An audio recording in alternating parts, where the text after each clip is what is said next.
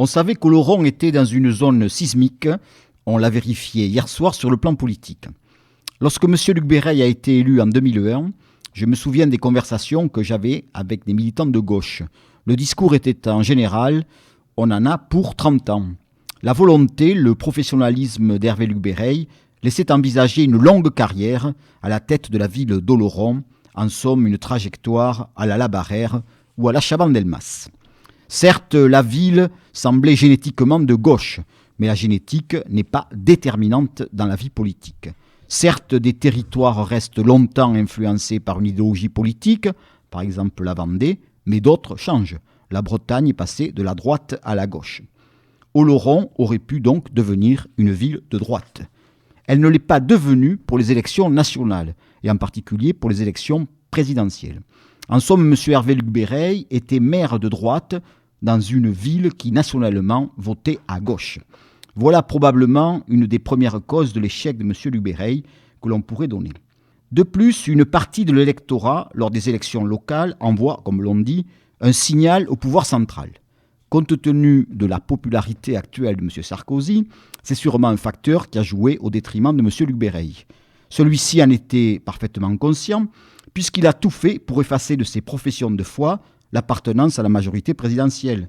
Mais évidemment, une partie de l'électorat oloronnais sait qu'à mesure qu'il s'éloigne de ses terres béarnaises, la chrysalide localiste apolitique se transforme en papillon RPR ou UMP.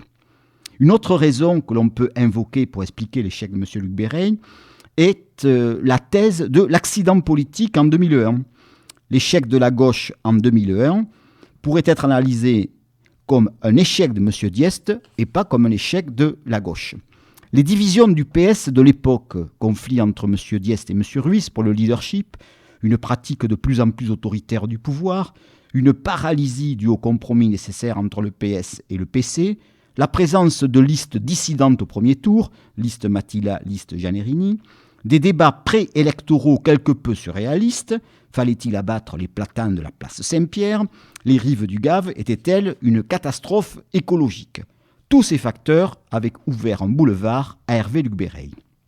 Durant son mandat, ses réalisations, son contact avec les citoyens, sa présence médiatique, l'étendue de ses mandats, conseiller général, vice-président du conseil général, président de la CPPO, son appartenance à la majorité présidentielle, une opposition désorientée et peu présente lors de son mandat, laissait entrevoir une poursuite du règne.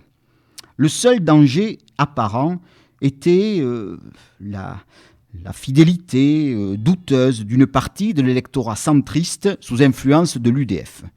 En effet, les résultats des dernières législatives montraient que M. Luc Béreil n'avait que 40,1% à Oloron. Il devait donc s'adjoindre une partie de l'électorat de M. Lassalle qui avait fait 27,3%. Mais la marge de sécurité paraissait suffisante, M. Domecq pour le PS ne faisant que 32,5%. Lors des législatives, je me souviens d'un propos de M. Luc Béreil me disant « Si j'ai fait une somme inférieure à 50% à Oloron, c'est parce que les Oloronnais avaient peur que, comme député, je néglige ma fonction de maire. » Il y a 9 mois, le boulevard semblait libre pour que M. Luc Béreil reste à la mairie. La menace principale, cependant, à venir était la candidature de M. Lassalle. Mais la renonciation au début de l'année, de nouveau, dégageait le boulevard. Aux facteurs déjà évoqués, donc Oloron, ville de gauche, le résultat de 2001 comme accident, l'impopularité de M. Sarkozy, quels autres facteurs de cet échec pourrait-on trouver? Chacun a sûrement sa petite idée dans les bars oloronnais. Je vais prendre donc la responsabilité de donner la mienne. Le bilan de M. Luc Béreil, sur le plan du développement de la ville, de son embellissement, n'était mis en doute par personne. Mais je pense que les difficultés du centre-ville sur le plan commercial ont joué négativement.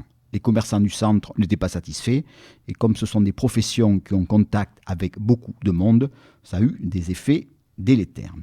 Le bilan vécu par les citoyens en ce qui concerne les modifications de l'immobilier était différent de l'autosatisfaction de la mairie. Le projet de la confluence paraissait éloigné des préoccupations concrètes des habitants du centre-ville.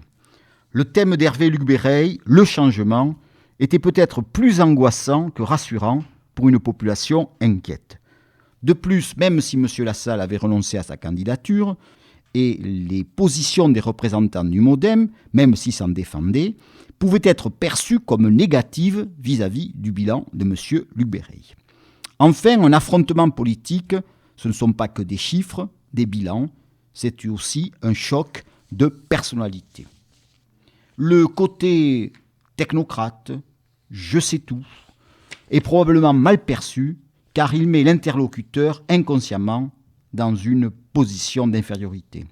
Il en est de même en ce qui concerne l'aide que M. Luc Béreille s'honorait d'apporter à beaucoup de familles. Mais on ne peut apporter de l'aide à toutes les familles, d'où des frustrations. Cette aide ne peut résoudre tous les problèmes, les emplois offerts ne sont souvent que temporaires, et l'aidé reçoit l'aide avec probablement un sentiment d'atteinte à sa dignité qui s'est peut-être exprimé dans l'isoloir. Le côté « on me voit tous les jours en photo dans la presse », la mise en avant dans des événements médiatiques, le dernier en date, la légende des héros, a fini peut-être par fatiguer l'opinion. Enfin, l'exercice du pouvoir isole de l'électeur. La bulle médiatique, les conseillers qui ne disent que ce qu'attend le leader, les pratiques du pouvoir réservées à quelques-uns sont des phénomènes permanents de l'exercice du pouvoir. M. Luc Béreille en a été la victime. En face de lui, M. Uturi a donné l'image d'une force tranquille, rassurante, démocratique. La réalité se conformera-t-elle à cette image ?